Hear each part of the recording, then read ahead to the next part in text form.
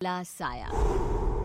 यूं तो बनारस घाट अपनी खूबसूरती के लिए बहुत प्रचलित है, पर घाट के किनारे कई राज लिए बैठे हैं।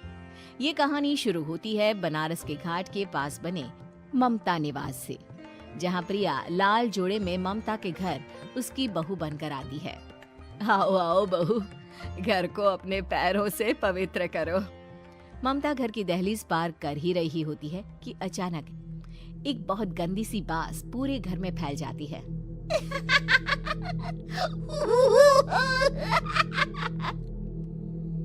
ये बदबू और ये आवाजें, ये कौन हंस रहा है माँ? अब ये पड़ोसी ना हमारे थोड़े अलग से है।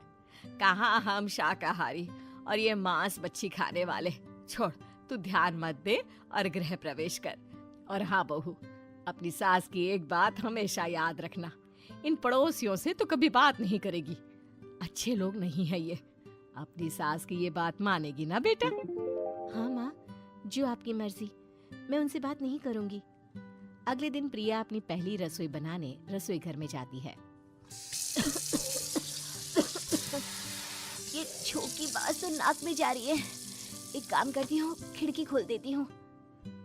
प्रिया खिड़की खोलने जाती है। इतने जाले, लगता है इस खिड़की को कभी खोला ही नहीं गया। पर ऐसा क्यों? ओह, नॉन वेज की स्मेल आती होगी ना। 2 मिनट के लिए खोल लेती हूँ, फिर बंद कर दूंगी। प्रिया खिड़की खोलती है। खिड़की खोलते ही उसकी नजर सामने वाले घर की खिड़की पर पड़ती है, जहाँ एक लड़की खड़ी होती है।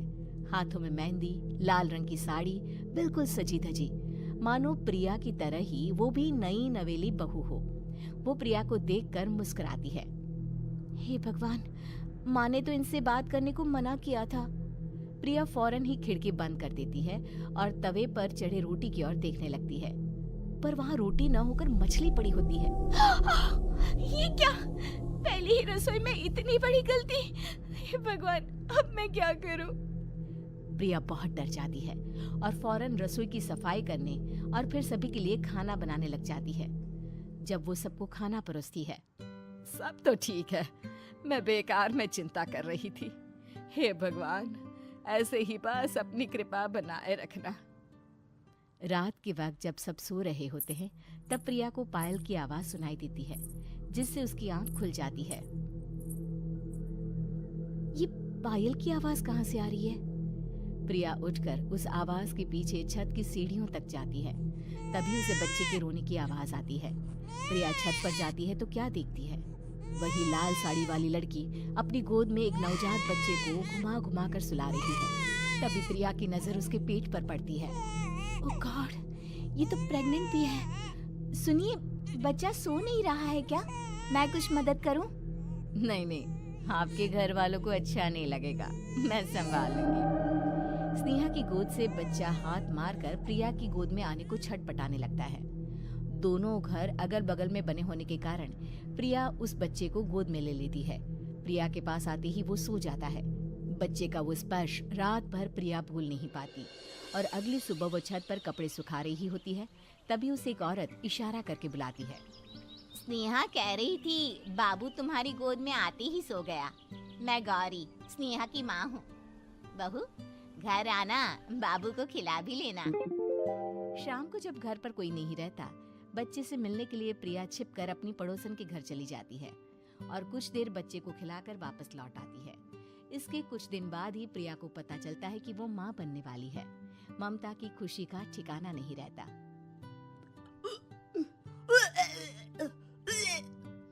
माँ जी, पता नहीं क्यों उल्टी आ रही है।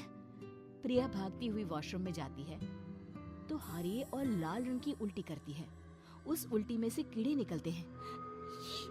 ये क्या? खून और ये कीड़े! माँ! माँ! प्रिया की आवाज सुनकर ममता दौड़ कर आती है, पर बेसिन में कुछ नहीं होता। प्रिया हक्की बक्की रह जाती है। ये सब क्या हो रहा है? प्रिया घबरा जाती है और अपने कमरे में जाकर सो जाती है। डर के कारण वो इतनी थक जाती है कि उसकी आंख लग जाती है। तब उसे ऐसा लगता है उसके पेट पर मानो कोई बैठा हुआ हो। कौन हो? प्रिया के पेट पर एक 5 महीने की बच्ची बैठी हुई थी, जो बुरी तरह जली हुई थी। माँ, तुम ही मुझे लाई ना अपने पेट में। मैं तुम्हारी माँ नहीं हूँ। कौन हो तुम? माँ, देखो मैं जल गई बुरी तरह से। 6 महीने पेट में रहने को भी मुझे नहीं मिला। सहला दो ना माँ। बचाओ, बचाओ, माँ। ममता दौड़कर कमरे में आती है। प्रिया की बातें सुनकर वो सब समझ जाती है। तू कहीं बगल वाले घर में तो नहीं जाकर आई ना बहू? मुझे माफ कर दो, मैं गई थी माँ। उस घर में सब मरे हुए हैं बहू। कई साल पहले स्नेहा उस घर में बहू बनकर आई थी। कुछ ही दिन में वो एक बच्चे को जन्म देने वाली थी। पूरा घर बच्चे के आने की खुशी में खोया था कि एक दिन अचानक उस घर में आग लग गई। सब बुरी तरह जलकर मर गए। गौरी आज भी दादी बनने का इंतजार कर रही है और इसीलिए स्नेहा ने अपना अजन्मा बच्चा तुम्हारी कोख में डाल दिया। ममता ये कह रही होती है कि पीछे से उसके पैरों को एक बच्चा पकड़ लेता है। दादी, दादी। माँ, स्नेहा की गोद में यही बच्चा था। ये बच्चा कौन है फिर? तेरी मौत है। तेरी भी दादी। जिस चीज का ममता को डर था वही हो गया। ममता निवास के ऊपर मौत ने चादर बिछा दी थी। प्रिया का पेट ऐसे बढ़ जाता है मानो 9 महीने का हो। 2 हाथ उसके पेट से बाहर निकलते हैं। बहू, संतोष को फोन कर, किसी पंडित जी को बुला बहू।